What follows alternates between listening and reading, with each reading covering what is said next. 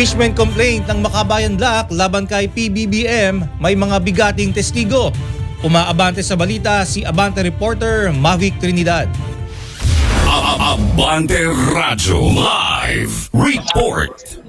Kung si dating Congressman Zaldico ang pambato ng grupong nagsusulong ng ikatlong impeachment complaint, hindi naman para sa kanilang ipipresentang testigo. Sabi ni Acting Chair Party List Representative Antonio Tino, mayroon din silang mabigat na mga personalidad na iyaharap para tumistigo at idiin si Pangulong Bongbong Marcos Jr.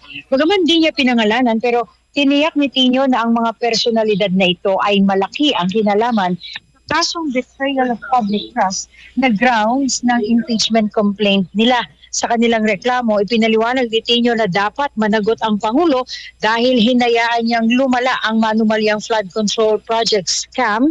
Gayon din ang issue na nakakickback ang Pangulo at hanggang walang katapusang issue sa budget. Sakali naman nilang mabigong masama ang inihain nilang impeachment complaint sa ire-refer sa Justice Committee ng Kamara, sabi ni Tino, posibleng dalhin nila ang usapin sa kalsada o mag-rally muli para kalampagin ang Kamara sa hindi patas nilang proseso.